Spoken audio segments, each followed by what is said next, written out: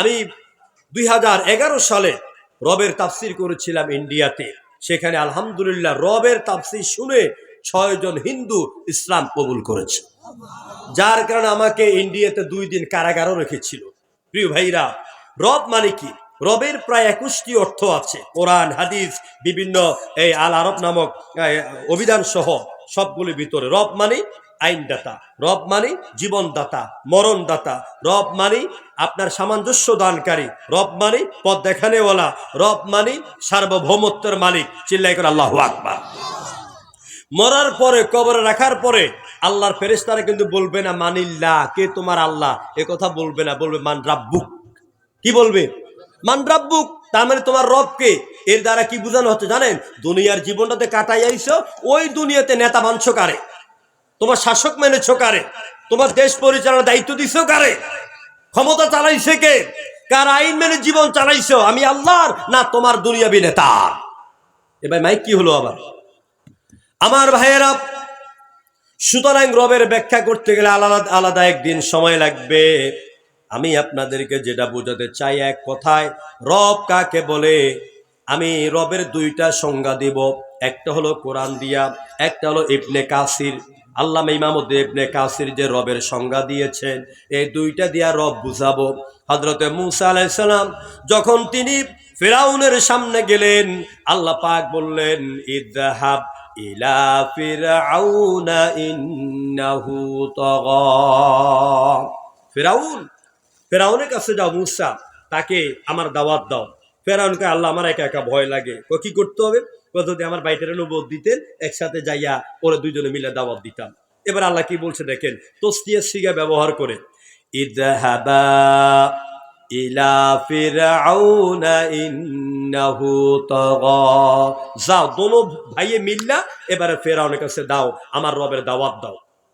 তো ফেরাউনের কাছে যাবার পরে এখন ফেরাউন বলতেছে, قال فما ربكما يا موسى। ও মুসা, ও হারুন, 2 ভাই মিলে আমার কাছে রবের দাওয়াত দিতে এসেছো, অথচ আনা রব্বুকুমুল আলা, আমি তো তোমাদের বড় রব, বড় খোদা। তোমরা কোন রবের দাওয়াত দাও আমাকে? এবারে মুসা কপটে বলে দিলেন, আল্লাহ শিখাইয়া দিলেন, ও মুসা বলে দাও, রব হচ্ছেন তিনি আল্লাযী কুল্লা আতা শাই, তিনি হলেন রব যিনি সব কিছু দেওয়ার ক্ষমতা রাখে। সবকিছু দেওয়ার ক্ষমতা কার? আরো জোরে কর, আল্লাহ। আল্লামা ইমামউদ্দিন ইবনে কাসির তিনি বলছেন রব কাকে বলে? শুনো, রব বলা হয় তাকে যিনি কোনো কিছুর সৃষ্টি থেকে শুরু করে শেষ পর্যন্ত তার যাবতীয় চাওয়া না চাওয়া সব প্রয়োজন মিটাবার ক্ষমতা রাখেন, তাকে এক কথা বলা হয় রব। কি বলা হয়? রব। বাস আল্লাহ বলছেন ইয়া আইয়ুহান নাসু তাকু রব্বাকুম, তোমরা তোমাদের রবকে ভয় করো। এই ইত্তাকু আর রব্বাকুমের তাফসীর করলে লাগবে 2-4 ঘন্টা। আমি যে বিষয় কথা বলবো সেই দিকে এগিয়ে যাচ্ছি। আল্লাহ রাব্বুল আলামিন বলেন, ইন্না জালজালাতাস সাআতি শাইউন আযীম। ইন্না, নিশ্চয় কিয়ামতের ভয়াবহতা আসবে। কিয়ামত হবে নাকি হবে না? কোরআনে কোন জায়গায় কিয়ামতকে বলেছেন জিলজাল, যেমন এখানে বলেছেন জিলজাল বলেছেন, আবার সাআ বলেছেন, আবার কিয়ামত বলেছেন, আবার আযাব বলেছেন, আবার ওয়াকিয়া বলেছেন। সবগুলো কিয়ামতের পরিভাষা। আমার ভাইয়েরা, আল্লাহ পাক এই আয়াতের মাধ্যমে বুঝালেন কিয়ামত হবে।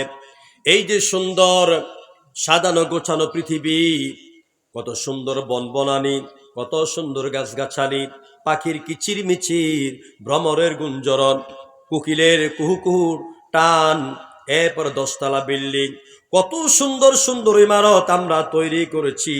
আমার আল্লাহ পাক বলে, বান্দারে, সব কিছুর যেদিন পরিসমাপ্তি হবে ওই দিনটাকে বলা হয় কিয়ামত। কি বলা হয়? কি বলা হয়? কিয়ামত বলা হয়।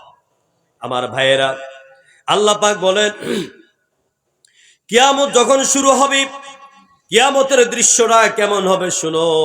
কোরআন বলছে ইদাস সামাউ ফাতারাত ওয়া ইদাল কাওয়াকিবু তাসারাত ওয়া ইদাল বিহারু ফুজ্জিরাত। ইদাস সামাউ ফাতারাত, যখন আকাশ ফেটে যাবে, আকাশটা চৌচির হয়ে যাবে, ভেঙ্গে চুরে কিতাবের পৃষ্ঠার মতন একটার উপর একটা পড়তে থাকবে। ওয়াইদাল কাওয়াকিবুন তাসারাত, আর ওই যে আকাশে যে নক্ষত্রগুলি দেখো, তারকাগুলি দেখো, ওই তারকাগুলি বিক্ষিপ্ত অবস্থা ছুটাছুটি শুরু করবে। জোরে করে আল্লাহু আকবার। এই যে আপনারা আকাশের দিকে তাকাইয়া যে তারকা দেখেন, বলেন তো তারকা বড় না এই পৃথিবী বড়? তারকা বড়? মাশাআল্লাহ, আপনারা জানেন কত বড়, ওইটা আর জানেন না। হ্যাঁ, কত বড় দেখেন পৃথিবী।